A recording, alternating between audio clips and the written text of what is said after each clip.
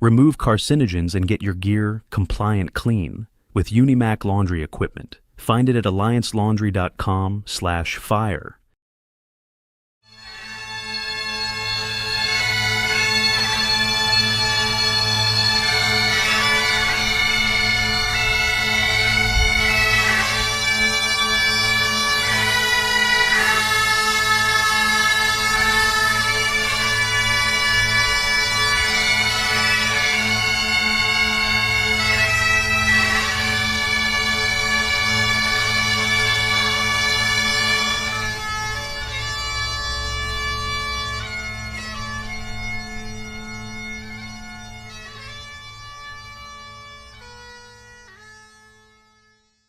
All right, welcome everyone to episode 51 of APS Radio. My name is Jim Burneka. I'm joined today by Jason Sautel. Good afternoon to you, sir. Hey, thanks for having me on, brother, man. It's such a privilege to be here. I'm glad that you're here. I've been wanting to do this for a while. We just spent time, a little month and a half ago or so Yeah. at Heroic Deeds hmm conference, and it was our first time meeting in person. And now here I am. I got you on my show. You're a sucker. No, dude, that conference was so awesome. I probably shouldn't be saying this because the guys from there might be listening, but I missed the whole last keynote because you and I were sitting out there just jiving and chucking it up and stuff. And it was just so cool to be able to hang out with you, man, and just, connect and talk about things. So, and then to be here on your show is such a privilege. Yeah, so it was good stuff there in Germantown, of all places, Germantown, Ohio. It's not nearly as exotic as Beaver Creek, but it's certainly no Northern California, which is where you're from. Right. Yeah. We're just below Lake Tahoe, but above Sacramento. So I always tell people we're out of the heat, but below the snow line. So it's a pretty sweet spot to be. And then I can get out to my surf spots in about 85, 90 minutes too. So it's a good little spot. That's pretty cool. And I've seen pictures also of all the gardening that you've been doing. Yeah, I'm It a big dork. That's my PTSD garden is what I joke about and stuff. And I've always loved gardening. So, we got to do something, right. some kind of way to have some positive energy. So I love seeing it. But the first, you came on my radar, not you necessarily, but your book came on my radar, and I'm going to feel a little bit like oh, what is it, James Lipton, the actors behind the actors studio or whatever. But you wrote the book, The Rescuer, and I gotta tell you, man, from the very start, like I was captivated. Um, you did an amazing job of drawing that reader in and making it to where like you were there, they were there next to you. hmm It's Jim, it's okay. tremendous.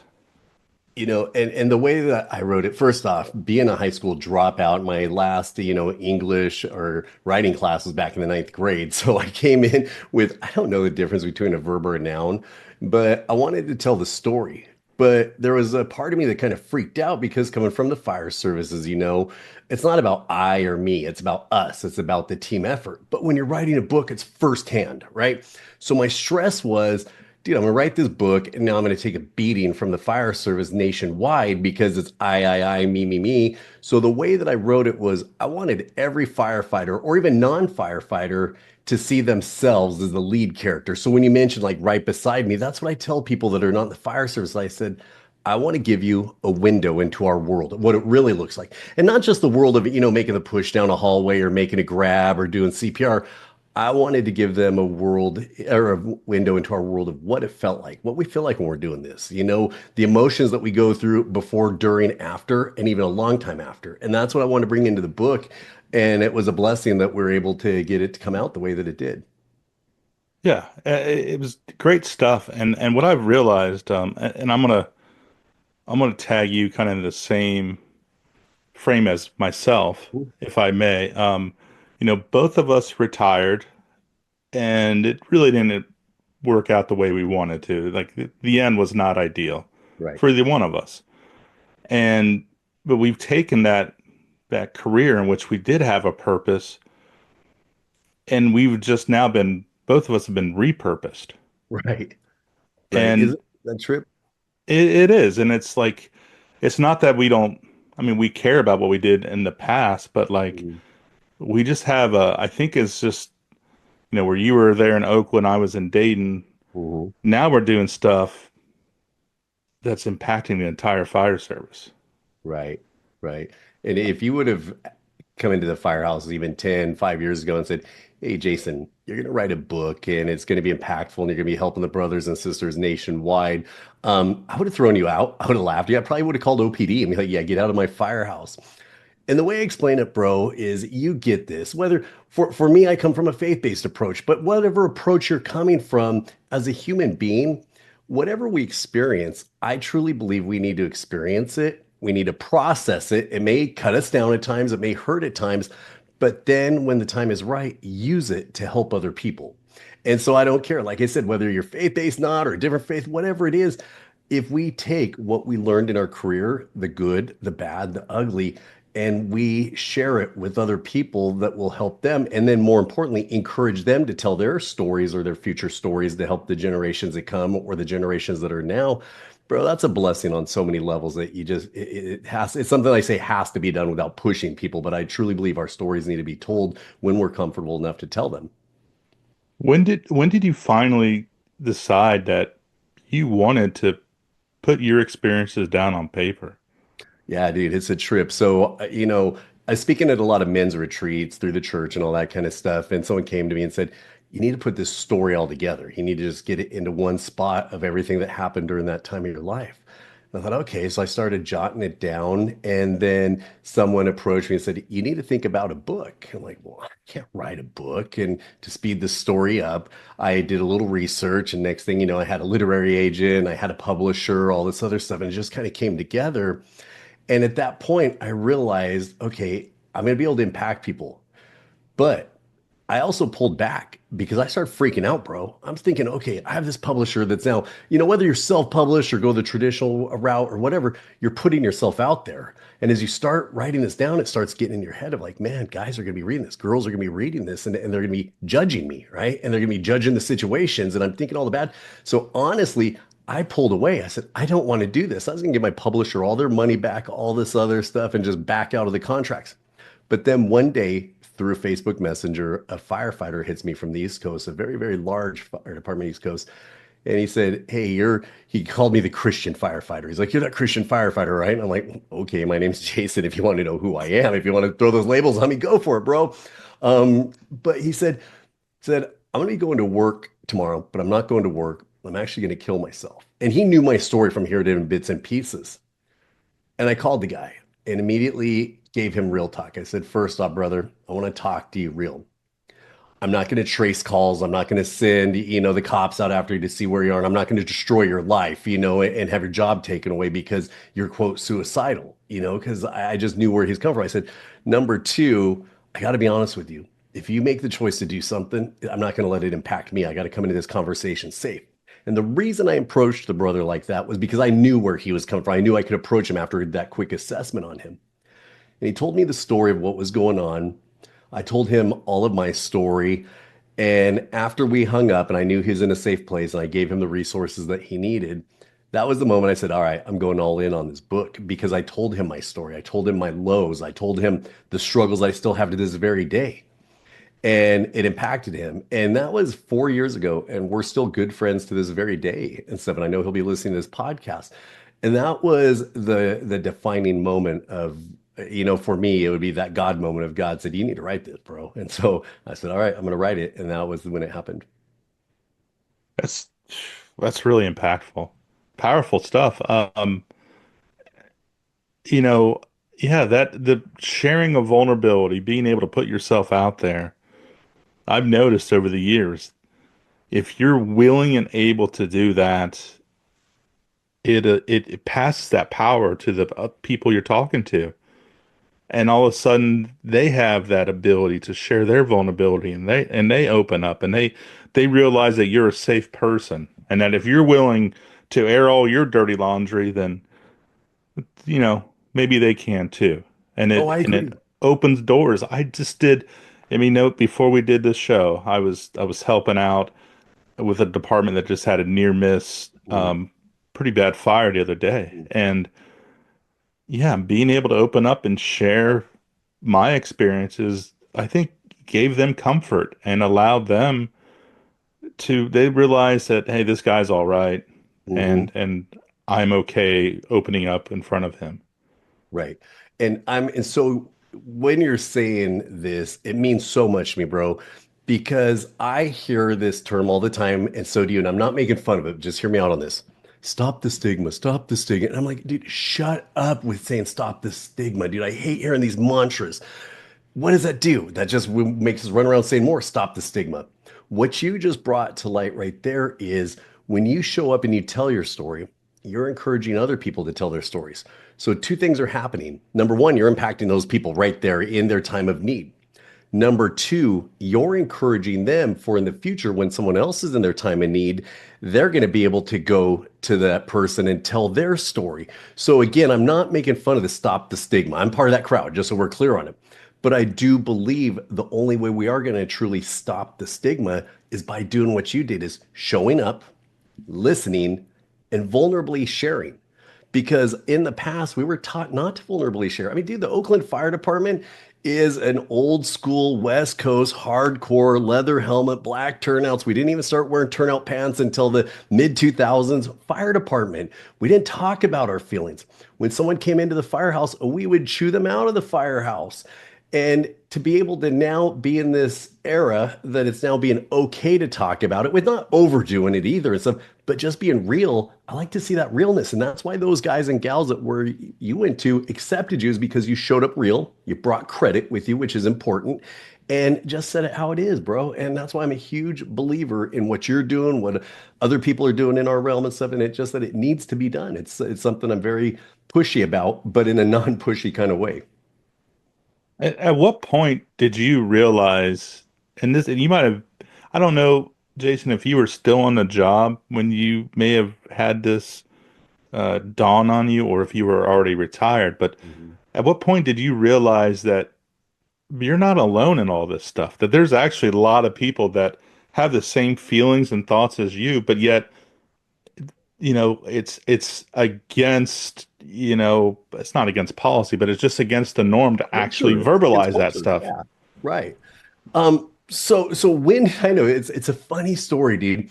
So obviously I knew I needed to tell the story and it would be impactful, but no joke. After the book launches and this crazy stuff starts happening, I start getting interviews left and right. So Jason, tell us about your PTSD. Tell us about yours. Then I'd go into these meetings with people that were having PTSD and they've been gone to get help for it. At that point, I realized I had never addressed it, dude. I had never addressed it on a professional level or anywhere. And I should go to my wife, and I was kind of pissed. I'm like, babe, why is everyone asking me about my trauma? This is annoying. My purpose obviously was there's a faith-based side of me that I wanted to lean into there, and that's where I was kind of going there. And Christy, my beautiful wife, who's also in chapter 13 of the book where we met, she goes, idiot. And that's how she talks to me. She's like, you put your suicide story in that book. I'm like, yeah, but I was doing it for this reason. She's like, to help people. So she was bringing clarity to me. And then I started realizing, wow, all these people that I thought were severely messed up, I'm them. I'm him. I'm one of these messed up people, because when you're immersed in the job, dude, you're not feeling it because you're getting impacted a million different ways with different things happening that sometimes you don't slow down to feel it. That was once everything slowed down, that's when it hit me like a ton of bricks, bro. It was the writing of the book is when I actually had to go get counseling. And my PTSD dog sat in my lap. I was going through all the struggles and everything because it woke up everything from a childhood all the way through a career, because I got into the fire department hoping it would make me better from an abusive childhood. Well, we all know how that was going to work out if I think the fire department is going to make me better, you know? And so it all came to light, dude. And that's when I started realizing, wow, I'm as messed up as Jim. Jim's as messed up as me. There's awesome people out there like Dina Alley that's messed up, and I'm saying this totally respectfully, but there's so many people that's messed up out there, and we're all together in this tribe, this big messy tribe, trying to work our way through it and bless other people, dude. And I think that was the point that I realized, it was time to impact other people and help them with my struggles. Yeah, like it's it I've noticed this too. I feel like I have become I am part of the land of the misfit toys, Right. and they are all my friends because they have been through, maybe not the same, but similar enough stuff to where there's just this authenticity, this realness that is hard to get with, dare I say, normal people. Right, right. People, and so people look at me, and not too long ago, I walked into what my Christian brothers would call the lion's den, right? Into a totally secular area. And one of the battalion chiefs there, he was getting ready to jam me up. He goes, okay, here's the Christian firefighter and a group of people that were not Christians whatsoever. But check it out, dude. I showed up there being me. I showed up there being, yo, this is who I am. I'm not here to judge you. I'm not here to convert you. I'm not here to do anything like that. I'm here to love on you. Okay. Well, this was also in San Francisco. I said, yo, brothers and sisters, chill. It's not that kind of love. And I got them laughing. I came in as a firefighter, joking and laughing. So I don't care what your background is, dude. I really don't care. What I care about is trauma causes pain. Pain sucks, and I want to get you the help you need. Now we have this toolbox that's been empty for way too long. If someone is not a Christian, there's tools in there for them. If someone maybe is a Muslim, I want to make sure there's tools for them. If there's Christian firefighters out there, I want to make sure there's tools in this toolbox for everyone to get the help that they need. I'm not coming one-sided because I know what may work for me may not work for someone else. Vice versa. But what I do know is this freaking toolbox needs to be full, bro. It's our responsibility to fill it up. It is. And I think it's also important to know that the tools that you and I use may not be the same tools that gets them the finished result. Right. And it's okay. That's okay. Right. But as long as they're doing something to get back to that normalcy and to work Right. through whatever's going on, that's really what matters. But is it faith?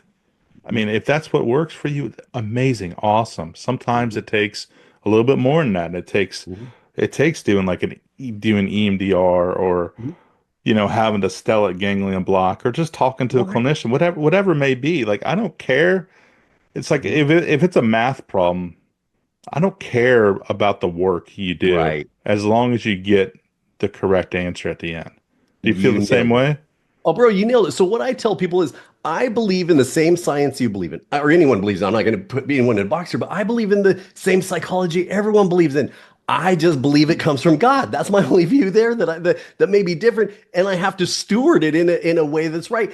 But someone who is not a Christian, they're going to get psychological help. They're going to get EMD. They're going to get this stuff.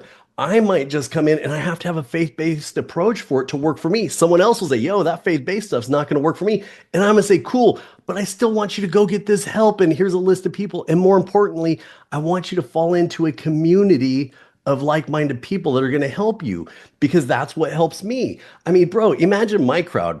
I preach to firefighters and Christians. Could you find a more judgmental crowd on the face of the earth? I mean, I have the worst ministry on the face of the earth. I'm like, really, God? This is my ministry? Can I just be a pastor in front of a church and have all that mighty power make people do this? No. He gave me a tough crowd to deal with, and I love that. But again, bro, I back up what you say right there 100%, because I believe you need the help that you need. If someone said, Jason, secular EMD train's the only thing that's going to work for you, I'm going to love them, push back, say, no, it's not going to work.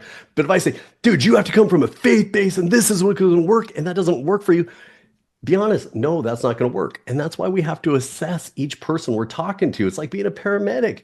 We assess.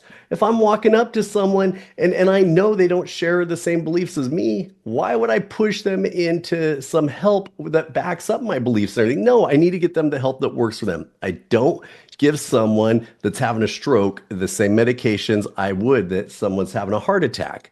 But at the end of the day, both could kill you. I need to get you to the right physicians to get you the help you need so you don't die. And it's the same thing with trauma and PTSD. And even people will say, Jason, don't call it PTSD. And I'm like, that's part of the problem right there. We're judging already. I'm not calling it a disability. I'm not claiming that someone has a disability. I'm just saying that trauma causes pain and pain sucks. And if I call it PTSD, it's the same thing that you call it. It's whatever, So PTSD, PTSI, yeah, whatever. It's post-traumatic stress. It's I always wanted to name it, dude. Let's not name it. Let's address it. That's my thing, Yeah, no, it makes sense. So let me ask you this: you publish this book. It comes out, and I mean it's huge. It's very well received. I mean, how does things change for you, or does it change for you when Well, this finally comes out? I wasn't prepared to. So in the I know so many, friends have published books like you and everything. And the reason I didn't go self-publish is I couldn't. It was too hard. There's just too much for me to do there. It was a blessing to go through the national publishers. What makes a difference there, and I tell people, is not better, not worse, is you now have millions of dollars of publicists, marketers, all these people doing stuff, getting your books into Australia and all the television shows, all that. So when it first came out, dude, you could go back a few years ago and just see I'm on every television show. I'm on all these podcasts, the big ones, and everything. And I wasn't ready for it, dude. I truly wasn't ready for it because as much as I love helping people and as much as I'm cool being on a stage, because on a stage you're controlling people if you really think about it. You're the one in control. You get to say when it's time to be over and everything. That's easy. But when all of a sudden you're in the audience and people look at you as like you're a professional, and then the other professionals look at you like you're an idiot, it put a spotlight on my family and my wife that I wasn't expecting because, I talk about relationship with my abusive dad, with my mom and stuff. I mean, I opened it all up, dude. And the amount of attacks that came in from like even my Christian brothers, dude, you put the word shit in there. Sorry if you need to delete that. But I'm like, dude, that was me at the time. Yes, that word is in that book. And I'm not even gonna apologize for it because that was me at this time. I was in a pile of crap right now, dude. And I'm gonna explain it that way. But then I have the non-Christian one. You're just trying to proselytize me and turn me into a Christian. I'm like, no, I'm telling my freaking story. That's it. Telling my story. This is a story that was given to me that I'm giving. And it put me in a weird spot, dude. It really did because when I go and speak and when I do something, I need to come home and shut down alone for a few days. I love people, but I don't get my energy from people. I really don't. I get my energy from helping people and doing that. Or I give it out and then I come home and I'm drained. So it's been draining, it's been tiring, and I've had to learn to say no, which I've never been able to say before because if you say yes to something, it could take 3 days of your life just to do a 1 hour talk. I'm flying to Ohio, I'm talking, and I'm there for a couple of days, I'm coming home. So the impact that I let have on my life was negative at first because I just wasn't ready for it. I wasn't ready to be on television and being this guy who knew PTSD. I didn't even like, Jason, tell us about EMD. Bro, I'm Googling on my phone. What the F is EMD, dude? Stuff like that early on. So it put me in the spots and it made me feel like a fake, I think an imposter. It made me feel shame, like I was getting money off of, the stories from the fire department and the struggles I had there. So there's a lot that came with it. But where I am now, I'm cool with it all, dude. Because I fall back on my faith. I'm like, dude, I was told to write this. It's helping other people. And if people don't like it, I have this little thing called a faith pit next to me. I open it up. I throw them into grace pit. I throw them in the grace pit and I shut the lid on it. And people are like, so do you pray for them? Oh no, they don't get prayed on. I just throw them in the grace pit and walk on and stuff, and that's how I deal with it now. So it was a tough ride, bro. That's for sure. Yeah, I remember you telling me when we were together that you were still getting like about 200 emails a day regarding the book. Yeah, well, my Facebook page blew up to like 740,000 people. Bro, I know like 9 people for legit. You would be I know you, but you're a little further out. So I probably know maybe 58 people in the whole United States, really. But all of a sudden now I have 740,000 people listening to me as a leader. They really are. And I'm not putting myself there, just so we're clear. I didn't put myself on that pedestal, but they did. And I'm trying to tell people I'm not a leader of anything. I'm not a pro on anything. This is just my story. I'm telling you what worked for me. And if it resonates with you, praise God. If not, I'm sorry. And so that's the weird spot is people looking at you as a leader, or that stupid term, and an influencer. Bro, I'm not an influencer. I don't want to influence any. If you followed my influences, I would probably get kicked out of the church and you wouldn't be able to join the fire department. Okay, let's keep it real. That's great. It's great, man. When you, all right, so the book comes out, Mhm, all this craziness happens. Um, and despite all that, you decide you're going to write another book. Yeah, I did I was hit by a day spring, which they wanted a Christian devotional out of me. Yeah, The Jesus is is all all we need. Yeah, and it's what so when people ask me, because again, I know a lot of people I talk to aren't Christians, but everything I do in life, I've always reflected back around to Jesus is all I need, dude. And for my faith, that's it. So when I'm helping people, I'm helping them, I'm doing stuff. And in the back of my mind, this is going to blow some people away and may turn them off. I'm honestly thinking, Jesus is what you really need. But hear me out. I don't hit people with that because it's too much on them. It's way too much. I would like people to ask me, like, why are you doing what you're doing? I'm like, well, because I have to. So like something I have to do and I want to do because I've been called to do it. And they go, why? I said, it's because of my faith. And I just fall back on, Jesus is all I need, man.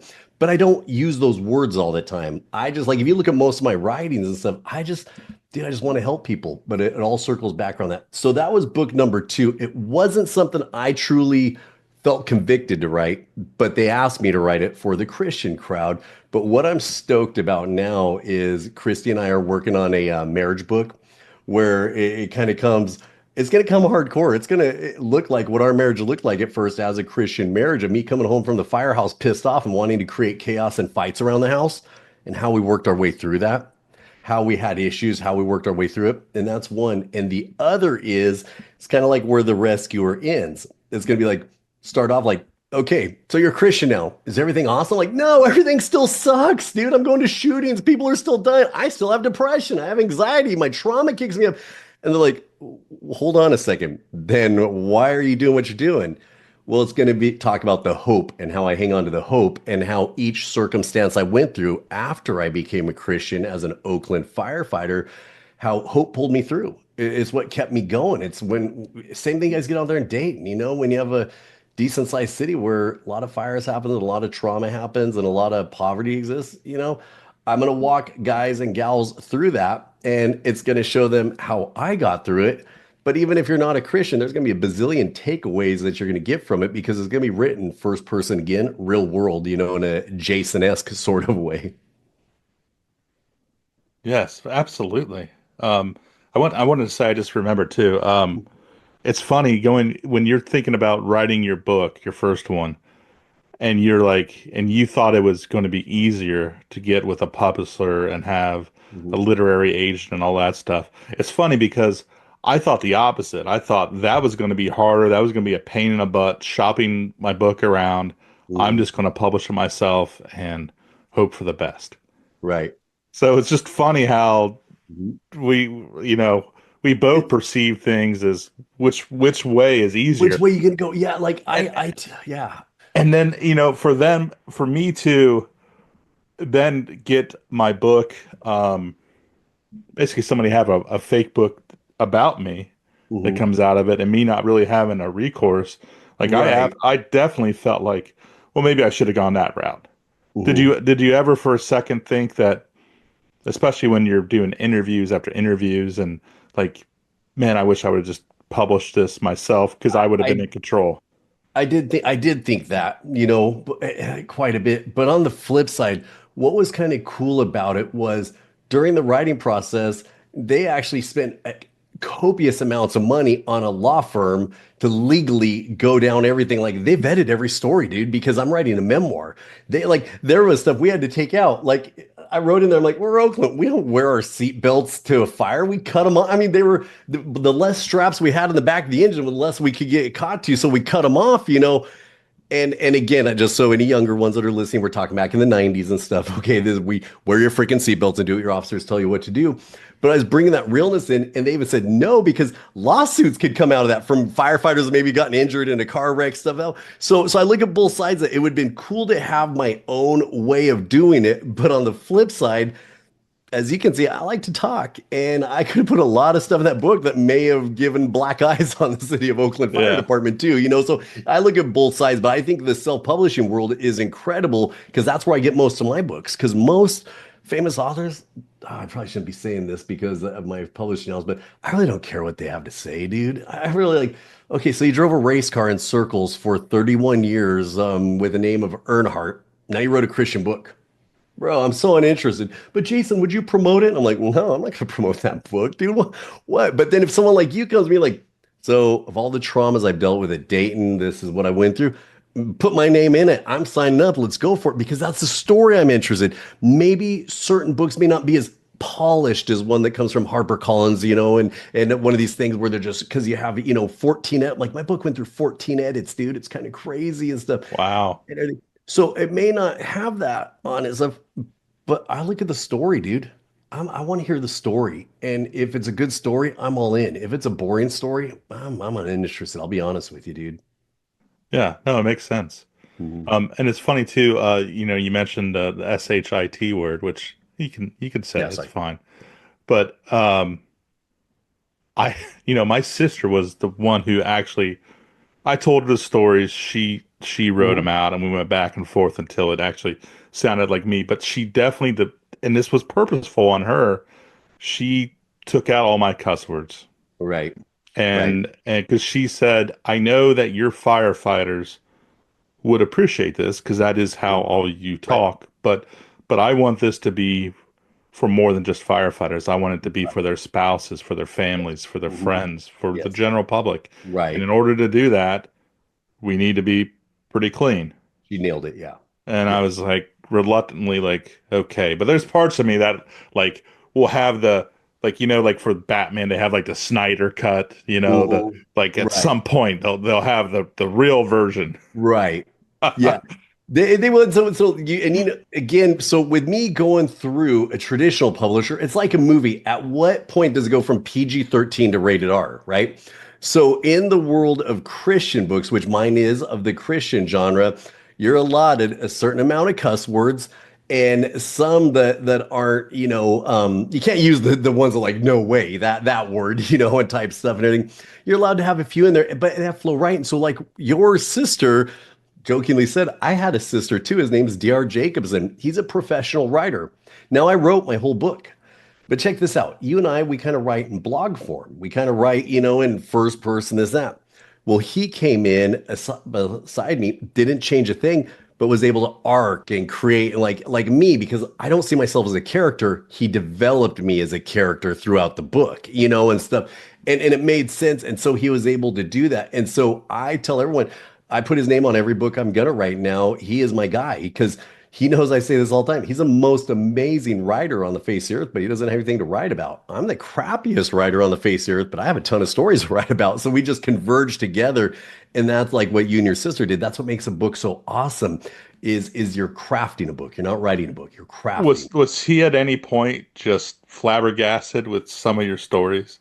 Oh, dude, Like, he was like, we had to take, and I hear it because I brought some in and we had to take them out because the last thing I want is someone to be so broken from reading a story, they close it and put it off to the side. So we took out some of the, like infant stuff like that. We just, that was another thing. But he read it and he was like, no, he's like, so in Oakland, you would actually come out of the firehouse. There's a couple times you stepped over a fetus as you were going to get the newspaper. Yeah, totally, 100%, dude. He's like, I can't fathom that. He's like, but that can't make the story. That you can't put that in there. You know what I mean? Because you don't want to make it gross and disgusting, but you also don't want to make it nonchalant. I mean, that was a human life and stuff. But you get it from our view as a firefighter. That was it. So that blew his line. But I also had to change it up because, dude, he would come at me as a writer. He's like, holding the 2.5 inch hose is like holding an anaconda on crack. I'm like, no, bro, no, no, that's not fireman talk right there. Okay. First off, what's that gonna make me look like? I can't handle a 2.5 inch. I can handle a 2.5 inch line. Okay, dude. We're not making me look weak on this.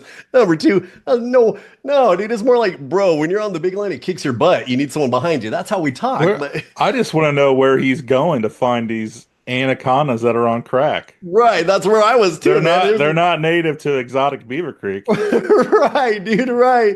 Yep. And so those were the fun times. And then other times he would go overboard and it's I haven't said this story as much more, but he's like, Jason, give me a pseudoism to kind of go with that was really slippery or something. And so I go, yeah, when I walked through something and it was as slippery as a back alley full of used condoms in Oakland. Bro, he puts that in. I'm like, no, we can't have that in the book, dude. We can't. Even my publisher was like, yo, Jason, this has got to go. But then this is how wacky they were. At one point, there was this girl that made me really mad in the book. And so they went and switched it up and used the word bitch. I'm like, hello, Christian.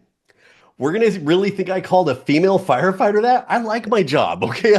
I may have thought it, but I didn't say it and stuff. And so it's funny how we all came together with different cultures. Like, no, check this out. I know people have thought certain things of me and wanted to use language they shouldn't have used, but they didn't. There's certain language we just were not throwing out there to the person's face, if you will, you know? So that was the fun part, was working our way through all that stuff.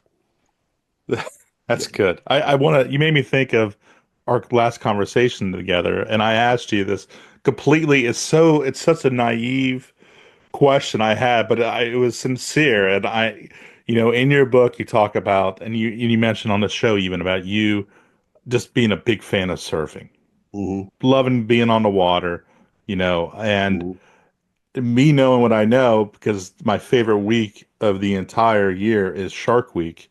Yep. I'm like, there's great whites in that bay. Oh, yeah. Like, and you were so just nonchalant about it, like to where I'm like, I wouldn't even Oh, tip bro, my when you come out, toes in there.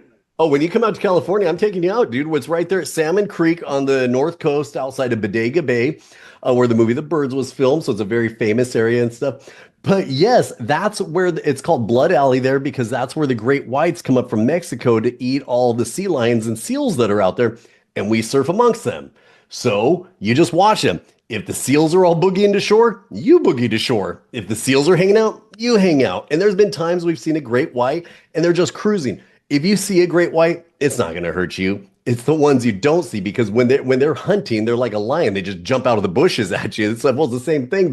They come straight up at you and they'll hit you and stuff. So yeah, no, I'm not really scared of sharks. The only time I was a tiger shark in Hawaii came after me, and I didn't see it. My wife did see it. And after I said, "Hey, why didn't you yell shark?" She goes, "Well, I didn't want to be wrong and scare everyone." And I'm like, "Babe, I almost got taken out by a tiger shark." She'll, "Well, I thought it might have been a turtle." I'm like, "Oh my gosh." I would have accepted dolphin. Yeah. Yeah, no, so you got to be good. And then the last one I'll throw in there's weird Maui about the shark thing. And my wife's snorkeling. She'll, "Okay, honey, so if we're out snorkeling and a shark attacks me, what would you do?" And I said, "You didn't give me enough information, sweetheart. I need more information. Like, what's happening here?" And she's like, "Well, what if I'm right by the boat?" "Well, how bad are you bitten? Because I don't want our children to see. If you're going to die, I don't want to bring you back in the boat." She's like, "What are you talking about?" I'm just messing with her and stuff. I said, "Of course I would come and get you in the water." Stuff, so that's my experience with sharks. But they say the chances of you getting bit by them aren't really that great. Well, the chances of getting shot in America aren't that high unless you interject yourself into areas where you might get shot. Surfers, a lot of times we do interject ourselves into areas where there's a lot of sharks. So that when you look at who gets bit, it is normally surfers or people who go out there. But the chances are slim. And if you know what I know, I'll keep you safe. So I'm gonna get you out here, bro. We're gonna surf. And you talked about, you only go out when it's light. Mhm. Not no dusk, no anything like that. Predators come out. Yep. Yeah, Yeah, so nighttime light. predators. So early morning and late at night, predators come out when the water's murky. A shark can bite you, but the murky water thing doesn't go for the great whites because they don't even swim in the murky water. They're looking at what they're gonna go kill and stuff. So yeah, you just pay attention, like I said, and like I said, I don't want to get bit by a shark. There's been a time where when I see the seals going in, I'm in panic mode just getting to the beach and stuff. It's definitely a when you become part of the food chain, you're not the top of the food chain. It definitely changes your perspective on things. That's for sure. Yeah, indeed. There's things I don't have to worry about here. You're coming, bro. You're coming. When you come to California, Not I'm taking you, concerned. man. You're fine. What's Jason? What's next? What's kind of cool is I've had 3 weeks of reflecting because and stuff. I've mentioned it out there. I've had a struggle with losing my dog, and people be like, "Oh, we all lose dogs." Oh, I've lost dogs too, but this one was just different because truly was the one that would wake me up when I was having night terrors, and she would. When I was even writing my book and I was struggling with even the traumas of my past, just the weight of this 80-pound pit bull sitting on me grounded me, like any I haven't, so it was a struggle. But during this time I've been reflecting because I've been inundated with things. Like, it's a blessing to have so many things come my way, like turning the book into a movie, which the screenplay's written, we have all these producers around us, but I haven't been wanting to pull the trigger on it because it's got to be done right, dude. It has to be. It can't be. Lovingly said, and again, I'm not beating up my faith in Christianity, but Christian movies just suck, dude. But on the flip side, I can't let it go so Hollywood, it just takes away the true story of my covenant faith in an Oakland firehouse. They have to combine, but in a real world sort of way, because in a Christian movie, they'll be like, oh, the heavens are opened up and I heard the voice of God. Well, I'm a Christian. I was like, no, dude. The day I became a Christian was the day I almost died in a fire. And it scared me so bad. And when I went home and I told Christy, I now believe what you believe. It wasn't like, oh, she gave me a hug. She's like, duh, I already knew that, but we want to make it real. So I think I'm going to start now plugging back into the film thing because we have so many connections there in Hollywood that I've made over the past couple of years and stuff that I really want to start pushing this thing because I know a lot of firefighters and EMS folks as a whole will go see it, especially when it's a movie that looks like Good Will Hunting combined with Backdraft, kind of bring in those two together. Minus in Backdraft, we got to remember that the firefighter was an arsonist and a killer. That's not going to be the same thing and stuff. But to have that brought in, or like a Ladder 49, but Good Will Hunting, where you have this guy who's struggling, that's not showing the world his cards, that's hurting really bad inside, that then shows up to work and fakes it, not fakes being a fireman, is a good fireman, but, fakes his background and then show what the job looks like, but not in a way firefighters make it real, bro. Then we'd have a camera, just put a black baggie over a camera, and you're not going to see anything. You got to make it where people can see stuff. But we want to make it where when you're inside of a fire, as the firefighters are crawling to the fire and the glow under the smoke, you have the camera in their face as they're making the push through to it. When they hit the fire, then it darkens down, and then the next scene would be overhauling and pulling stuff down. So, just make it realistic, but you have to make it watchable too, because if we make it so realistic, you wouldn't see anything whatsoever. So I really think that's going to be a big push. And then I'm going to start really getting intentional on talking about trauma and working my way through it and hitting that nationwide too, and being able to go into areas where guys don't want to hear it, like the firemanship conference and stuff, which was really cool, and say, listen, you guys, hear me out. This is who I am. I'm not going to change it, but I need to talk to you about something, and this is what I went through, and it almost killed me. This is what pulled me out. There's other things that can pull you guys out, and really hit it heavy there, but in a realistic way that no matter what your background is, you can hear it. So those are the two things I'm going to really make a push on this coming year. That's a lot. I mean, those are two really big things. Write a book. So, oh goodness, yeah. Well, I mean, you're definitely going to be staying busy with those two things. Yeah, but it's good. But like I said, I'm going to be intentional, like I said, on it, especially the speaking, because that takes up a lot of time and stuff. And then the film stuff, the producers, they'll be handling the majority of that. But yeah, those are the spots, dude. I know we were both, last month with Dr. Donnie, and one of my favorite lines that I borrow from him all the time is, whenever you say yes to something, what are you saying no to? Bro, I think that hit everyone in that conference. I was like, when you're in a conference listening, you're picking up stuff and everything, but there's certain things that pierced mine and Christy's hearts like you couldn't believe. My wife, Christy, when she was sitting there, because we realized that, dude. I've realized how many no's I've said to the yeses, chasing the yeses, that, it's like, ooh, I'm saying no to a lot of stuff. Yeah. I mean, he was on fire on that part. Oh, he's good. Oh, he's real good. Yeah. Yeah. Yeah. He's good to have on our side for sure. But speaking of time, I know, and making decisions and saying yes and no, like I'm glad you said yes to this. Oh yeah. But I also know you got errands to run, and I've got a 11-year-old baseball game to go to. Go get it. Not 11-year-old baseball. That's weird. I have to go to a baseball game in which my 11-year-old will be playing, and I know he's pitching tonight. So you gotta go get it, dude. All right, man. Well, definitely. Yeah, both my kids, like, the one's a pitcher and then the other plays soccer and he's the goalie. So it's like, let's throw him out there in the most pressured positions. Love it. See, my kids are slackers. They're surfers and skaters, dude. So it's like, just go to the skate park, and yeah, once you get that 360 and let me know, I'll come watch it. No, I'm just kidding. Bro, do me a favor. Text me and give me the outcome. I want to hear this later today. I want to hear how it comes out, the game. I can do that. But before we leave, why don't you let everybody know where they can track you down, where they can find your books, all that kind of stuff? Yeah, the best place to be, if you want the book, just go to rescuerbook.com. That'll take you to all the different stores, and Amazon has the books. Google my name, Jason Sautel, and I'll pop up on Facebook and all that good stuff. I don't have like one official spot that I go to. I just stay a little active on social media, pour some light into it, and then get off. So rescuerbook.com for the book, The Rescuer, which I do like to get out there because I want the firefighters to read that and anyone involved in EMS along with their spouses. I think it's a great book for spouses to read too. So rescuerbook.com. Absolutely. All right. Well, I'll get you out of here now. You are Jason and I am Jim, and we are out of time. So catch everybody next month. See you, bro.